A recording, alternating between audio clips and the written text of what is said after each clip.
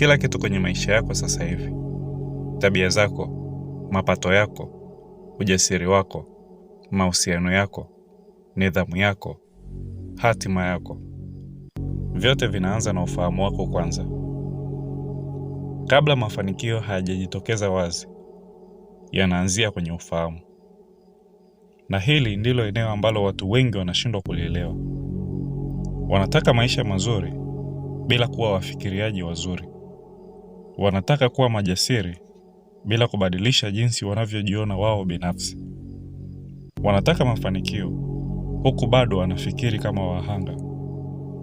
Wanataka matokeo huku bado wakilisha fahamu zao mashaka kila siku. Ukweli ni huu: mtazamo wako unaunda uhalisia wako. Sio papo kwa hapo, sio kichawi, bali taratibu, kila siku, kupitia maamuzi unayoyafanya pale ambapo hakuna anayetazama. Watu wengi wanaanza kushindwa kwenye fahamu zao wenyewe kabla hawajaanza kushindwa kwenye maisha. Inaanza na ufahamu kwanza. Pale tu unapoanza kufikiri, sina uwezo, nimeshachelewa, watu kama mimi hawawezi kufanikiwa, huo mtazamo unageuka kuwa gereza. Na ufahamu wako ukiwa dhaifu, matendo yako yanafuatia. Kwa nini? Kwa sababu ubongo wako unatafuta ushahidi wa kile ambacho tayari unakiamini. Kama unaamini maisha hayana tumaini, utaanza kuona kila kufeli. Kama unaamini wewe ni dhaifu, utaanza kuepuka mambo magumu. Na kama unaamini unaweza kuwa mwenye nguvu, ufahamu wako unaanza kutafuta fursa badala ya kujitetea. Na hii ndio sababu watu wawili wanaweza kupitia changamoto ile ile, lakini mmoja akatoka akiwa imara, mwingine akatoka akiwa dhaifu. Ufahamu wa mtu ndio unaoamua. Mwanafalsafa mkubwa wa zamani, Marcus Aurelius, aliwahi kusema, furaha ya maisha yako inategemeana na ubora wa mawazo yako. Narudia, ubora wa mawazo yako ndio unaoamua ubora wa maisha yako. Usiogope. Kama kweli unataka kupata chochote unachokitaka kwenye maisha, unapaswa kuunda upya mtazamo wako. Na video hii itakusaidia kufanikisha hilo. Twende kazi. Namba 1. Jifanye kama tayari unacho. Watu wengi wanasubiri matokeo kabla ya kubadilisha mtazamo wao. Lakini watu wenye nguvu wanabadilisha kwanza mtazamo wao kabla matokeo hayajaja. Na hiyo ndiyo tofauti. Mtazamo dhaifu husema, nitajiamini baada ya kufanikiwa. Mtazamo imara husema, nitafanikiwa kwa sababu ninajiamini. Kujifanya tayari unacho haimaanishi kujifanya tajiri. Haimaanishi ukorofi. Inamaanisha kufikiri, kutembea, na kujibeba kama tayari wewe ni mtu uliyetaka uwe. Kwa sababu utambulisho wako unatawala tabia zako. Kama unajiona mvivu, utatenda kama mvivu.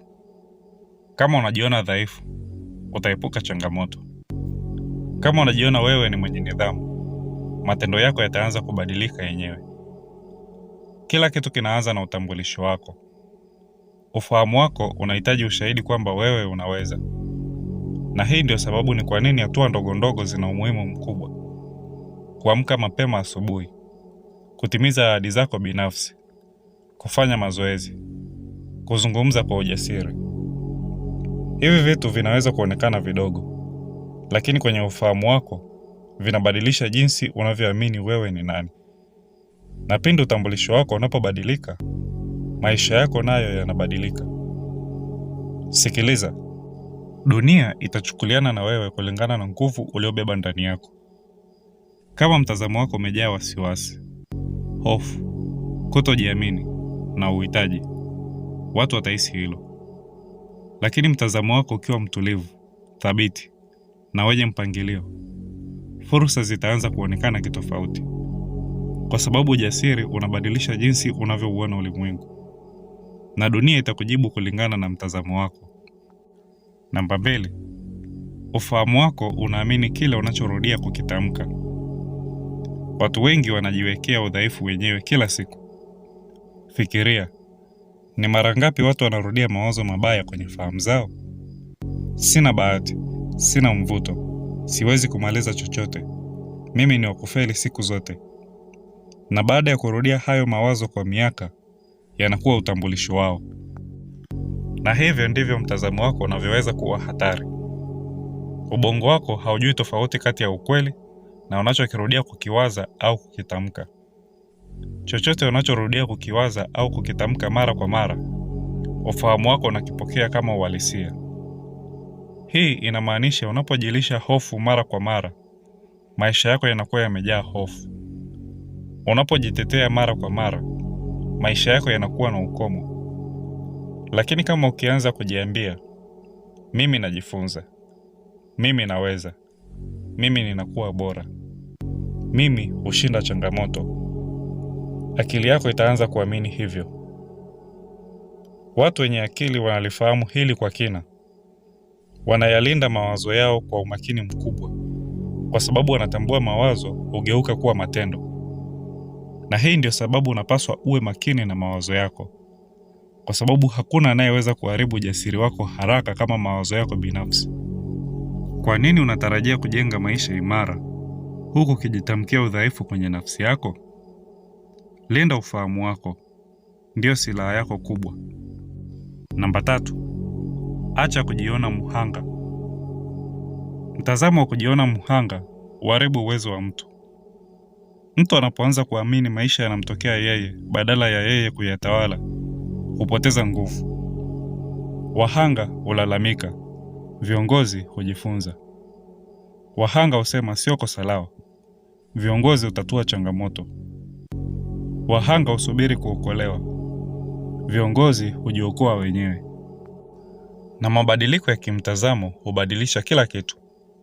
Kwa sababu ukweli ni huu: maisha hayana usawa. Wakati mwingine watu watakusaliti, fursa zitapotea, utafeli, utapoteza.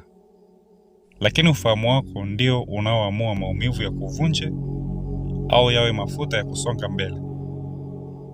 Kuna watu wanaotumia maumivu ili wawe imara zaidi, na kuna watu wanaoruhusu maumivu yawafanye kuwa dhaifu milele.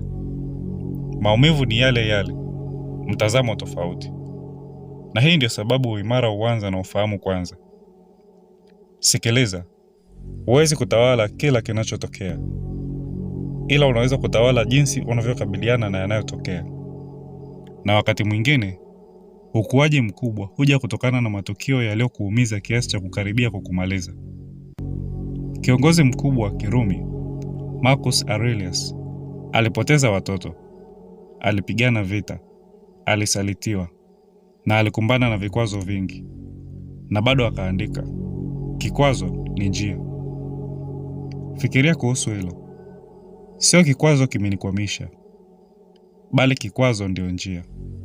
Na huo ndio mtazamo wa mtu ambaye ni ngumu kumshinda. Namba 4, mazingira yako huunda namna unavyofikiri. Watu wengi bado hawajui mazingira yao yana nguvu kiasi gani kwenye akili zao. Watu unaokaa nao huathiri viwango vyako. Mazungumzo yako huathiri mawazo yako. Vitu unavyotazama huathiri hisia zako. Ukikaa kwenye mazingira hasi muda mrefu, akili yako huanza kuwa ndogo. Ndio maana mazingira dhaifu huzaa mawazo dhaifu. Watu wanaopenda umbea, mawazo yao huwa madogo. Watu wanaopenda kulalamika hubaki palipale. Watu wanaokimbia majukumu hubaki wa kawaida. Akili huambukizwa, nguvu huambukizwa. Ndio maana watu wenye mafanikio hulinda mazingira yao ya kiakili. Wanachagua nini kinaingia kwenye akili zao: vitabu, mazungumzo, muziki, video, marafiki. Kila kitu kina athari. Seneca, mwanafalsafa mwingine, aliwahi kusema, unakuwa kile unachokipa umakini. Na alikuwa sahihi. Ukijaza akili yako drama, kulinganisha maisha na mtazamo hasi, akili yako itakuwa na vurugu. Lakini ukijaza ukuaji, nidhamu na malengo, akili yako itakuwa imara. Jiulize, Unailisha nini akili yako kila siku? Kwa sababu hatima yako unaiumba sasa hivi. Namba 5, ifundishe akili yako kupenda hali ngumu. Watu wengi hukimbia usumbufu, ndio maana wanabaki vile vile. Ukuaji unauma, nidhamu inauma, mabadiliko yanauma, lakini maumivu si adui. Kukimbia maumivu ndio adui. Akili yenye nguvu inaelewa kuwa kila unachokitaka kimejificha nyuma ya ugumu. Kujiamini huja baada ya kuikabili hofu. Nguvu huja baada ya mapambano. Nidhamu huja baada ya kufanya vitu vigumu mara kwa mara. Lakini akili dhaifu hutaka starehe kwanza, na starehe huua maendeleo. Kila unapochagua kufanya kitu kigumu, akili yako inajifunza kuvumilia, na hiyo hubadilisha utambulisho wako na maisha yako. Watu wenye hekima walifanya mambo magumu kwa makusudi ili kuzoesha akili zao kutokuogopa mateso, kwa sababu akili inayohofia ugumu huwa rahisi kudhibitiwa, lakini akili iliyopitia changamoto huwa hatari. Namba 6, usijifungamanishe na matokeo. Moja ya ufahamu wenye nguvu unaoweza kuwa nao ni kujifunza kuwekeza kwenye juhudi badala ya matokeo. Watu wengi wanaishi kwa hofu kwa sababu wanawaza vitu ambavyo hawawezi kuvidhibiti. Wanajiuliza, itakuwaje kama nitafeli? Itakuwaje kama watu watanicheka? Itakuwaje kama haitafanya kazi? Na kwa sababu ya hofu hiyo, hawachukui hatua yoyote. Watu wenye hekima wanaamini kwenye kuwekeza kwenye kile unachoweza kukitawala. Hatua zako, ufahamu wako, nidhamu yako na uendelevu wako. Unapojali juhudi badala ya matokeo ya haraka, hofu inapoteza nguvu kwako. Kwa sababu sasa, furaha yako haitegemei tena matokeo. Unaacha kutegemea sifa za watu. Unaacha kuhitaji mafanikio ya haraka.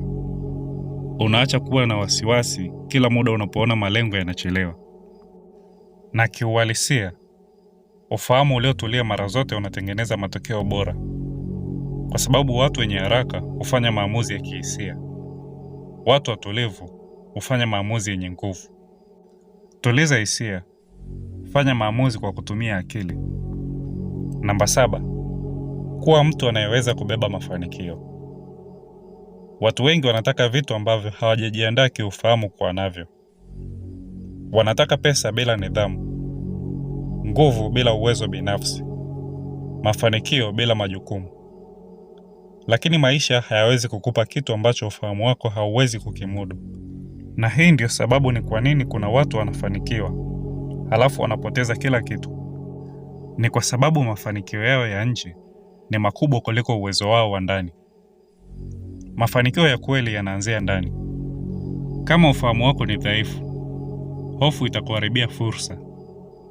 Kama ufahamu wako una mashaka, utaona mafanikio hayatoshi. Kama ufahamu wako hauna nidhamu, unachokipata kinapotea haraka. Na hii ndio sababu unavyokuwa ni bora kuliko unachopata. Kwa sababu ufahamu wako ukiwa na nguvu, unaweza kujenga chochote. Ukipoteza pesa, unaweza kupata tena. Ukipoteza fursa, utapata zaidi. Ukipoteza cheo, utainuka zaidi. Kwa nini? Kwa sababu nguvu ya kweli ni ufahamu na si matukio. Na ukweli ambao watu wengi hawaufahamu ni huu: kila unachokitaka kwenye maisha kimeunganishwa na mtu unayekuwa ndani kiufahamu na sio kwa nje. Umepata kitu? Tuambie nini unafikiri kwenye maoni. Vilevile usiache kuonyesha upendo kwa kulike na kusubscribe. Hadi wakati mwingine.